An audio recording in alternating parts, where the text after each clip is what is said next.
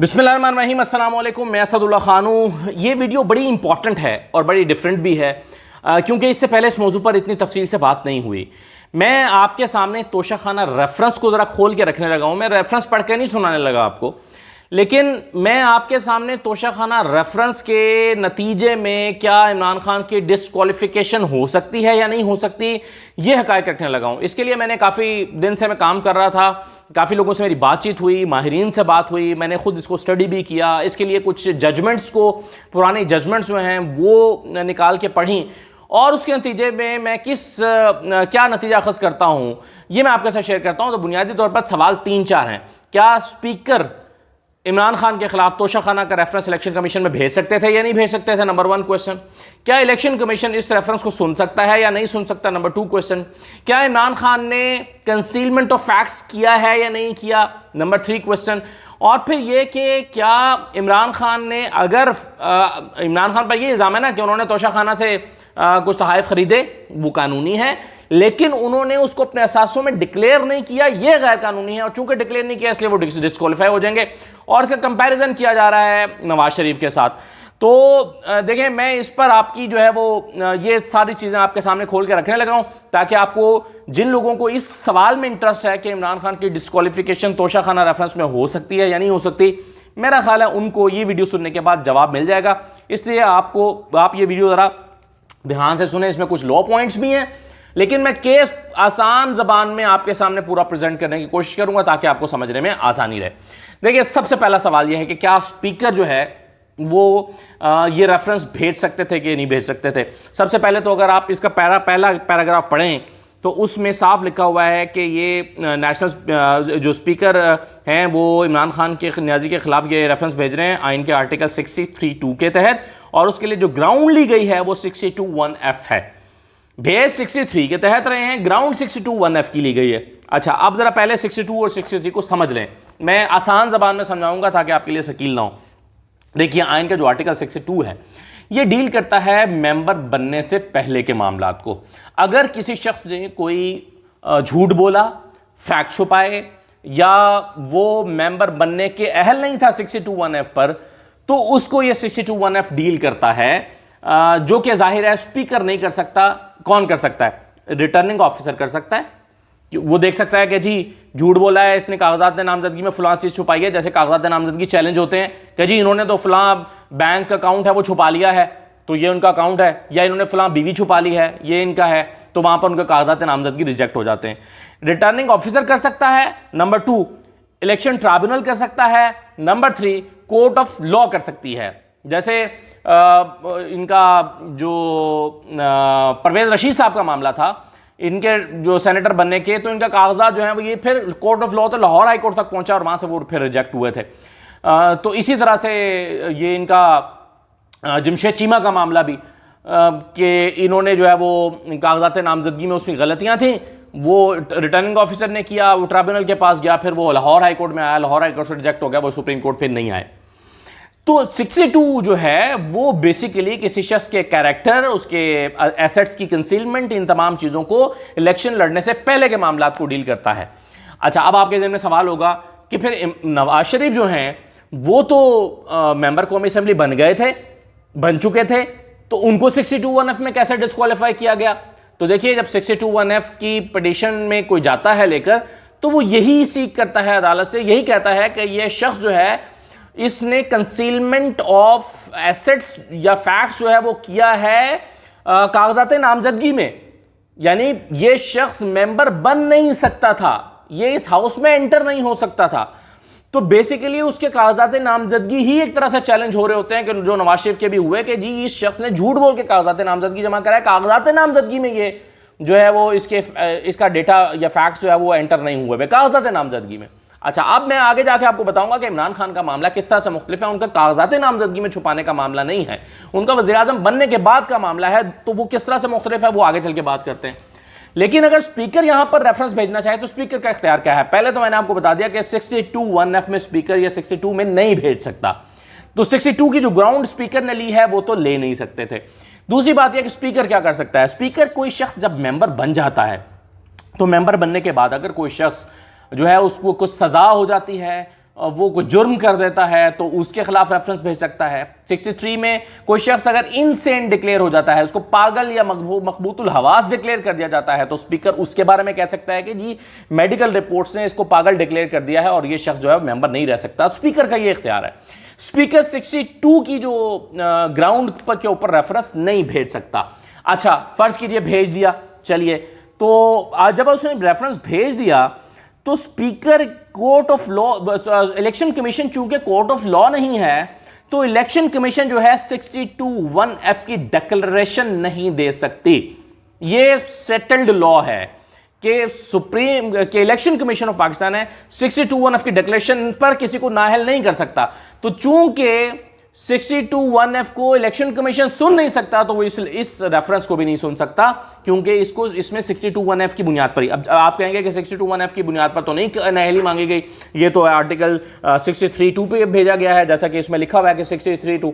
नहीं, आप इसके सफ़ा नंबर 10 पर आइए। सफ़ा नंबर 10 पर पैराग्राफ नंबर 14 पढ़िए। पैराग्राफ नंबर 14 मैंने आपको स्क्रीन पे शो कर दिया है। इसमें जो येलो पे रेड में हाईलाइट हुआ है वो तो उसमें उन्होंने लिखा हुआ है कि उन्होंने तोशा खाना से गिफ्ट लिए और ये और वो, और इसको उन्होंने, अच्छा इसमें एक और नुक्ता भी है, वो मैं आगे चल के एक्सप्लेन करूंगा, कि जिसमें उन्होंने कहा कि इन्होंने 2018 में घड़ी ली, 2020 में इसको डिक्लेयर नहीं, 19 में डिक्लेयर नहीं किया, लेकिन 2020-21 में डिक्लेयर कर दिया। ये खुद मानते हैं इस पैराग्राफ नंबर 14 में जो रेफरेंस है। अच्छा, अब इसमें आप देखिए जो येलो में मैंने हाईलाइट किया हुआ उसमें लिखा हुआ है कि इज इलीगल, यानी इन्होंने जो 2018 में घड़ी खरीदी तोशा खाना से, उसको 19 में डिक्लेयर नहीं किया, उसको कहते हैं कि is illegal and unconstitutional liable to disqualify the accused article 62(1)(f of the constitution. वो कहते हैं कि जी इसको, और आगे 137(4) उसका मैं आगे जाके हवाला देता हूं आपको, कि उसकी इलेक्शन एक्ट की खिलाफ वर्जी है। तो वो कहते हैं कि जिनको 62(1)(f के तहत डिस्क्वालीफाई कर दिया जाए। तो डिस्क्वालिफिकेशन 62(1)(f के तहत मांग रही है। 62(1)(f को सिर्फ कोर्ट ऑफ लॉ एड्रेस कर सकती है, इस पर सबका इत्तेफाक है, सेटल्ड है। Election commission of Pakistan court of law नहीं है, इसलिए इस रेफरेंस को, पहले तो ये रेफरेंस भेजा नहीं जा सकता था, दूसरे नंबर पर इस रेफरेंस को इलेक्शन कमीशन सुन नहीं सकता। तीसरा नुकता यह है कि 2018 का जो समीउल्लाह बलोच केस है उसमें अदालत ये कह चुकी है कि 62 और 63 ये इंडिपेंडेंट प्रोविजंस हैं और एक प्रोविजन दूसरे के ऊपर रिलाय करके कोड नहीं की जा सकती। तो यहां पर जो 63 की बुनियाद पर भेजा गया है, 62 की ग्राउंड ली गई है, यह भी इसमें वायलेशन की गई है, यह भी गलत है, इसलिए इसको भी उड़ा दिया जाएगा। अगर ये इलेक्शन कमीशन नाअहल कर भी देती है, कोर्ट ऑफ लॉ में जाएगा तो वहां पर ये हो जाएगा। अब आ जाए इमरान खान के ऊपर जो इल्ज़ाम है या जो मुकदमा है वो क्या है। देखिए, मुकदमा ये है, अगेन आप इस पैराग्राफ नंबर 14 को पढ़ें। इस पर लिखा हुआ है कि जी इमरान खान ने तोशा खाना ट्रांजैक्शन से गिफ्ट जो है वो लिया 2018 में, और 2018 में ये लेने के बाद इसको 2019 में उन्होंने डिक्लेयर नहीं किया, और उसके बाद उन्होंने इसको 2020 और 21 में डिक्लेयर किया। ठीक है जी, जबकि इसको 2018 और 19 में उन्होंने डिक्लेयर नहीं किया। ये इमरान खान के ऊपर इल्ज़ाम है। अब आ जाए ज़रा इस इल्ज़ाम का पोस्टमार्टम कर लेते हैं। पहली बात तो ये है कि 2018 में इमरान खान घड़ी लेते हैं तोशा खाना से, जो कि कानूनी है। अगरचे मैं इस पर अपना ओपिनियन पहले वीडियो में दे चुका हूँ कि इमरान खान को इस चक्कर में नहीं पड़ना चाहिए था। इमरान खान को तोशा खाना से ये गिफ्ट्स नहीं खरीदने चाहिए थे। इमरान खान को उस गंद में जिसमें बाकी लोग पड़े हुए थे, पहले वाले पड़े थे, नहीं जाना चाहिए था। लेकिन बहरहाल कोर्ट ऑफ लॉ की ज़बान में बात करें तो ये उन्होंने कानूनी तौर पर 50% पे करके, इससे पहले वालों ने 15 या 20% पे करके गाड़ियां ली थी, इन्होंने कानून तब्दील किया, 50% किया और 50% कीमत देके ये घड़ी खरीद ली। अच्छा, अब ये घड़ी उन्होंने 2018 में ली, 2019 में वो डिक्लेयर नहीं करते, लेकिन 2020 और 21 में डिक्लेयर कर देते हैं। अब सवाल ये पैदा होता है कि अगर एक शख्स जो है वो कंसीलमेंट ऑफ एसेट्स चाहता है तो उसने फिर 2020 में क्यों डिक्लेयर की, 2019 में छुपाने से क्या फ़ायदा हासिल किया, ये देखेगा ना। क्यों? क्योंकि अदालत ने देखनी होती है विलफुल कंसीलमेंट है या नहीं, यानी ये जो कंसीलमेंट है ये विलफुल है या नहीं, और इससे कोई फ़ायदा उठाया गया है कि नहीं।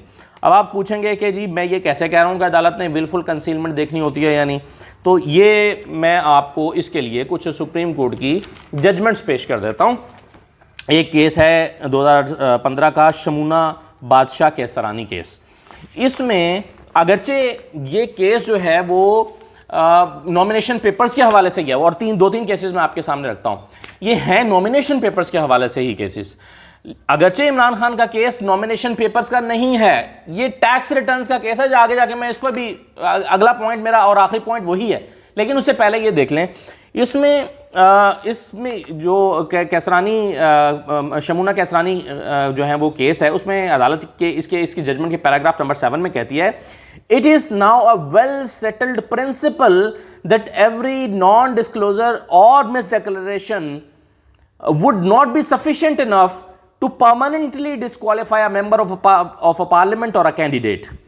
The purpose and intention need to be seen behind the non-disclosure or misdeclaration. Misdeclaration या non-disclosure जो है उसके पीछे intention देखनी पड़ेगी। सुप्रीम कोर्ट ने ये लिखा है, the returned candidate would be disqualified only when if he or she has dishonestly acquired assets, यानी उसने वो डिसऑनेस्टली एक्वायर किए हैं, जो असासे हैं वो गैर कानूनी तरीके से बनाए हैं, and is hiding them to desire certain benefits, और उसको महसूस बेनिफिट्स के लिए छुपा रहा है। अब इमरान खान ने एक तो ये गैर कानूनी तरीके से एसेट नहीं बनाए, नंबर 1। नंबर 2, उन्होंने इसको किसी खास मकसद के लिए नहीं छुपाया, क्योंकि अगर खास मकसद के लिए छुपाया होता तो फिर उसको वो अगले साल डिक्लेयर ना करते, फिर वो उसको छुपा जाते। उन्होंने 2020 और 21 में डिक्लेयर कर दिए। इससे कोर्ट ये अंदाजा लगाएगी कि इन्होंने चूंकि डिक्लेयर कर दिया है, इसका मतलब यह है कि इनकी इंटेंशन जो है वो बुरी नहीं है, गलत नहीं है, क्योंकि इंटेंशन को देखना है। अच्छा, फिर ख्वाजा आसिफ का केस आप देख लीजिए। ख्वाजा आसिफ के केस में क्या हुआ था?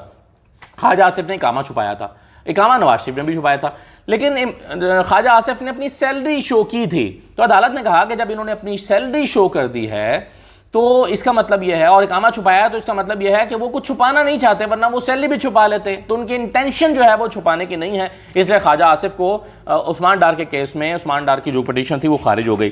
फिर एक और केस है शकील अवान और शेख रशीद का, उसमें भी अदालत ने इसी तरह का पॉइंट रेज किया है। फिर मुराद बख्श और करीम बख्श का केस है, उसमें भी जो है वो यही ग्राउंड्स ली गई हैं। तो तय ये हुआ कि कोई शख्स जो है अगर कोई एसेट छुपा जाता है तो देखना पड़ेगा कि उसने वो गैर कानूनी तरीके से बनाए गए एसेट को छुपाया है, या उसके जो एसेट्स हैं वो क्या कहते हैं कि और वो उसकी जो कंसीलमेंट है वो विलफुल है या नहीं। अब ये तो आपको बात समझ आ गई। अच्छा, आखिरी नुकता आप समझ लें। देखिए, ये कागजात नामजदगी में अपनी चीजें छुपाने का केस नहीं है, ये बात समझ लीजिए। जैसे नवाज शरीफ के केस में था, उन्होंने कागजात नामजदगी में अपना कामा छुपाया था, इस बुनियाद पे उनकी डिस्क्वालिफिकेशन हुई थी। इमरान खान ने कागजात नामजदगी में कुछ नहीं छुपाया। वज़ीर आज़म बनने के बाद उन्होंने तोशाखाना से घड़ी खरीदी और उसके बाद उन्होंने उसको 1 साल नहीं दिखाया और अगले साल दिखा दिया। तो जिस साल उन्होंने नहीं दिखाया, इसका मतलब है उस साल का टैक्स उन्होंने उस एसेट पे अदा नहीं किया। यही है ना जुर्म इमरान खान का, कि 2018 में उन्होंने अपने टैक्स रिटर्न्स में जो है वो शो नहीं किया और उसका टैक्स अदा नहीं किया, अगले साल कर दिया। तो ऐसे में एफबीआर का कानून ये कहता है, एफबीआर ये कहता है कि जी जिस साल में उन्होंने उसको छुपा लिया उस साल का उनको उस टैक्स रिटर्न में उनको फाइन पे करना पड़ेगा। ये एग्जैक्टली वही है जैसे अलीमा खान केस में हुआ था कि उन्होंने अपनी इनकम टैक्स रिटर्न्स में मिस डिक्लेरेशन की थी, और जब वो केस सामने आया तो फिर अदालत ने कहा कि जी इसको आप जो है वो इस इनकम टैक्स ने, एफबीआर ने कहा कि आप इस पर टैक्स पे कर दें, तो उन्होंने वो टैक्स पे कर दिया और कहानी ख़त्म हो गई। तो इमरान खान जो है उन्होंने बेसिकली ये केस उनकी डिस्क्वालिफिकेशन का नहीं बनता, इलेक्शन कमीशन का नहीं बनता, ये एफबीआर का केस बनता है कि 1 साल के लिए उन्होंने अपना एक एसेट छुपा लिया और अगले साल उन्होंने शो कर दिया। अब आ जाएं, यानी उस पर इमरान खान को ज़्यादा से ज़्यादा ये हो सकता है कि 1 साल के लिए अपना एसेट छुपाने पर फाइन हो सकता है। अच्छा, अब आप आ जाएं ज़रा आखिरी नुकते पर। आखिरी नुकता यह है कि जो मैंने दोबारा मैं आपको पैराग्राफ नंबर 14 पर ले जाता हूँ, उसमें वो ये कहते हैं कि सेक्शन 137 जो है ऑफ द इलेक्शन एक्ट 2007 इसके तहत कार्रवाई की जाए। अब जो 137 है वो ज़रा पढ़ लें, आखिर में मैं कंक्लूड कर रहा हूँ डिस्कशन को। 137 कहाँ चला गया जी? अच्छा जी, ये है 137(4) पढ़िए ज़रा, मैंने हाईलाइट कर दिया है। वो कहते हैं कि जी where a member submits the statement of assets and liabilities under this section which is found to be false in material particulars, he may within 120 days from the date submission of the statement be proceeded against for the committing the offense of the corrupt practices. ये election commission का article 137 का section 4 है।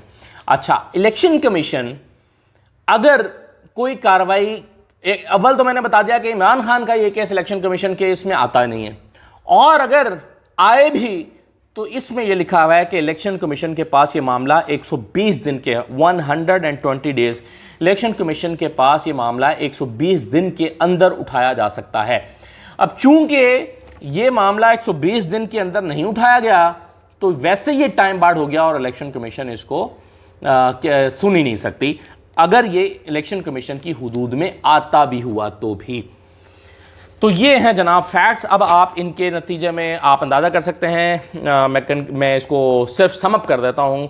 Speaker 621F का reference नहीं भेज सकते, election commission 621F पर declaration नहीं दे सकता, ये केस जो कंसीलमेंट ऑफ एसेट्स का है ये FBI का केस बनता है, ये नॉमिनेशन पेपर्स का केस चूँकि नहीं है तो इस पर डिस्क्वालिफिकेशन नहीं हो सकती। FBI जुर्माना कर सकता है कि आपने 1 साल के लिए छुपाया, और चूँकि ये 1 साल के लिए छुपाया और 1 साल से ज़्यादा के लिए नहीं छुपाया तो इस पर इंटेंट देखना पड़ेगा, इस पर इंटेंशन देखनी पड़ेगी। तो ये अगर कोर्ट ऑफ लॉ में भी, सुप्रीम कोर्ट में भी मामला जाता है तो सुप्रीम कोर्ट के पास जजमेंट्स मौजूद हैं जिसका वुकला हवाला देंगे और कहेंगे कि शमूना केसरानी केस में, शेख रशीद केस में, ख्वाजा आसिफ केस में आप कह चुके हैं कि अगर उसकी इंटेंशन बैड नहीं है और वो डिसऑनेस्टी के साथ कमाया हुआ एसेट नहीं है तो उसमें डिस्क्वालिफिकेशन नहीं होगी। ये मेरी अंडरस्टैंडिंग है। इस पर अगर किसी की राय मुख्तलिफ है तो वो ज़रूर कमेंट कर सकता है, और चूँकि मैंने सारी टेक्निकली और ग्राउंड्स की बुनियाद पर और आर्गूमेंट की बुनियाद पर समझाने की कोशिश की, इसलिए इस पर जो इख्तलाफ है वो भी आर्गूमेंट की बुनियाद पर ही कीजिएगा। इजाज़त दीजिए, अल्लाह हाफ़िज़।